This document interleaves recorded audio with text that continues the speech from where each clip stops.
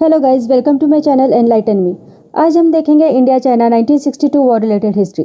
Video शुरू करने से पहले एक बात ज़रूर कहना चाहूँगी, अगर आपको ये वीडियो अच्छा लगे please like share and subscribe to my channel and please press the bell icon for notifications.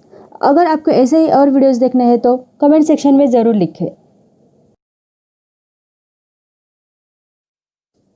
चलिए चलते हैं वीडियो की तरफ। सबसे पहले ये जान लेते हैं कि ये वॉर एक बॉर्डर डिस्प्यूट था। 1914 में ब्रिटिश इंडिया के अधिकारी हेनरी मैकमहन और तिब्बत के बीच एक एग्रीमेंट हुआ जिसमें भारत और तिब्बत की बॉर्डर लाइन तय की गई, जिसे मैकमहन लाइन कहा जाता है। अब चलते हैं भारत चीन रिलेशंस की तरफ। 1947 में भारत स्वतंत्र हुआ। उसके 2 साल बाद ही चाइना में कम्युनिस्ट की सरकार आई। जहां इस कम्युनिस्ट सरकार को यूएस, यूके, ऑस्ट्रेलिया, न्यूजीलैंड जैसे देशों का विरोध था, वही भारत चीन के समर्थन के पक्ष में था। भारत हमेशा से ही चीन के साथ फ्रेंडली रिलेशंस मेंटेन करना चाहता था।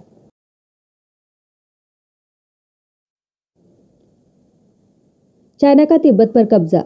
1950 में चाइना ने तिब्बत पर हमला कर उसे अपने कब्जे में ले लिया और उसे चाइना का एक राज्य घोषित कर दिया।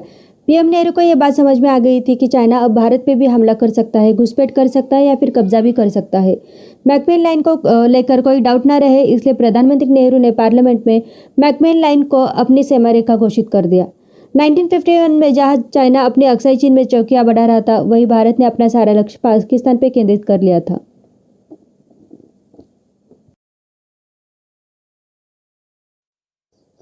पंचशील समझौता।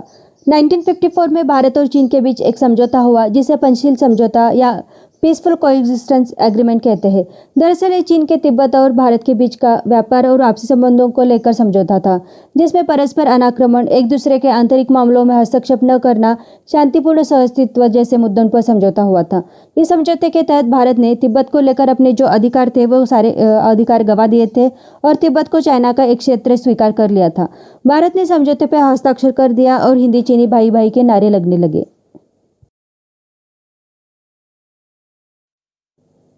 1958 में चाइना ने सिक्किया से लेकर तिब्बत तक एक रोड बनाई जो भारत के अक्साई चीन से होकर गुजरती थी। जब ये रोड पूरी तरह बनकर तैयार हुई तब भारत को इसके बारे में पता चला, जो कि भारत के लिए एक बड़ा झटका था।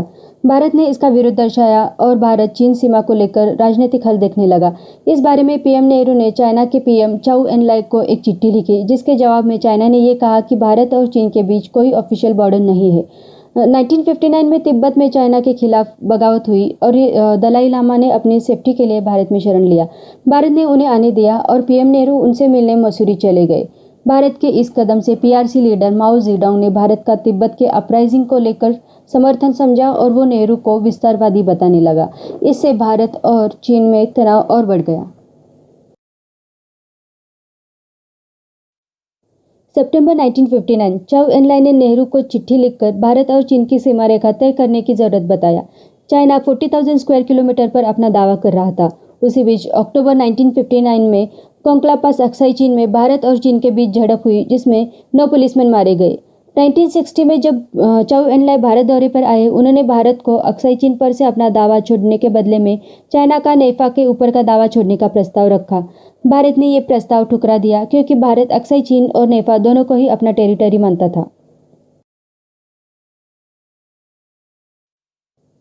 अक्टूबर 1959 नेहरू ने एक बैठक बुलाई जिसमें आईबी ऑफिसर मलिक ने नेहरू को बॉर्डर पर सैन्य तैनाती का सुझाव दिया, जिसे फॉरवर्ड पॉलिसी कहा जाता है।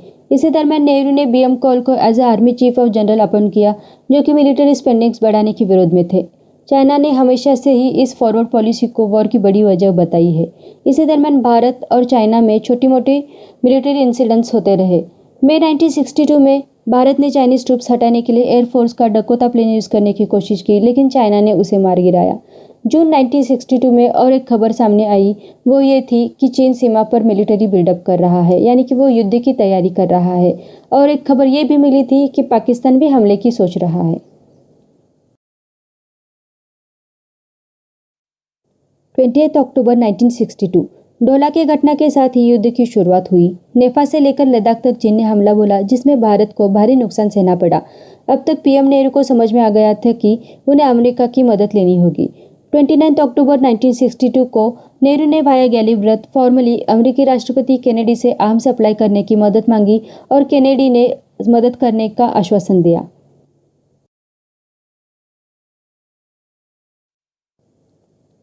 केनेडी ने पाकिस्तान के पीएम अयूब खान को चिट्ठी लिखकर कहा कि उसे सीटों का सदस्य होने के नाते कम्युनिज्म के खिलाफ सही का साथ देना चाहिए।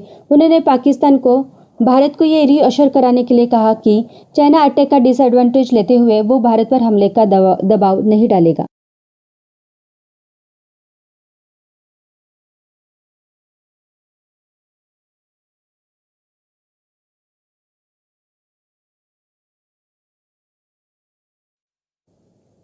पीएम नेहरू को लगा था कि ये वॉर अभी लंबा चलेगा, लेकिन 20 नवंबर को चाइना ने अचानक ही सीज फायर की घोषणा कर दी और कहा कि वो हफ्ते भर बाद ही लाइन ऑफ एक्चुअल कंट्रोल से 20 किलोमीटर पीछे चली जाएगी और इस तरह सीज फायर की घोषणा के साथ ही ये वॉर खत्म हुआ।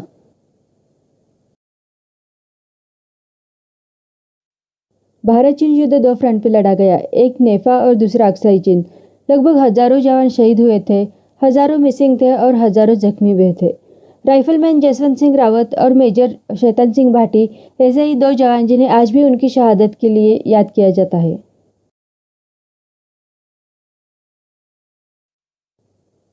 कुमाऊं रेजिमेंट के जवान मेजर शैतान सिंह रेजांगला पे तैनात थे, जो 5 प्लाटून पोस्ट से डिफेंड किया गया था।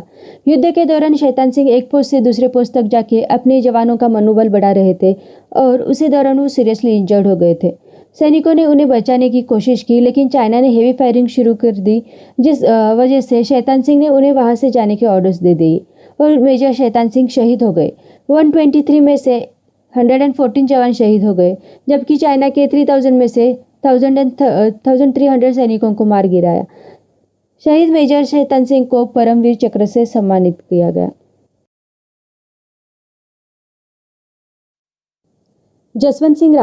जसवंत सिंह रावत नेफा के फ्रंट पे तैनात थे। उन्होंने अकेले ही 72 घंटे लड़ते हुए 300 चीनी सैनिकों को मार गिराया। उन्होंने वेपन्स अलग अलग जगह पर पोजीशन किया और इल्यूजन क्रिएट किया कि बहुत सारे सैनिक है। वो एक जगह फायरिंग करते और भागते हुए जाके दूसरी जगह फायरिंग शुरू करते। जब चीनी सैनिकों को यह पता चला कि एक ही जवान है जो पूरी पोस्ट को संभाल रहा है, तब सारे सैनिकों ने एक साथ हमला बोला। जब जसवंत सिंह जी को लगा कि वो पकड़े जाएंगे, उन्होंने अपने आप को गोली मार दी। इस बात से चीनी बहुत ह्यूमिलेट हुए कि एक ही जवान सारे ट्रूप्स पर भारी पड़ रहा था। गुस्से में जसवंत सिंह का सर काट के वो अपने साथ ले गए। जब सीज फायर हुआ, तब जसवंत सिंह की ब्रेवरी को देखते हुए उन्होंने सर वापस कर दिया। जसवंत सिंह रावत जी को महावीर चक्र से सम्मानित किया गया। उन्हें आज भी सेना में प्रमोशंस मिलते हैं और कहा जाता है वो आज भी सीमा की रखवाली कर रहे हैं। चलिए भारत के हार के मुख्य कारण देखते हैं। फर्स्ट, प्रधानमंत्री नेहरू, रक्षा मंत्री V K Menon, lieutenant general B M Kaul जैसे लीडर्स की वीक लीडरशिप। सेकेंड, भारत ने चाइना पर जरूरत से ज़्यादा भरोसा किया। थर्ड, भारत ने फॉरवर्ड पॉलिसी अपना ली, लेकिन तैयारियां पूरी नहीं थी। फोर्थ, भारत के पास आधुनिक हथियार, राशन और गर्म कपड़ों का अभाव था। फिफ्थ, जहां चाइना के 80,000 सैनिक थे, वही भारत के पास सिर्फ 22,000।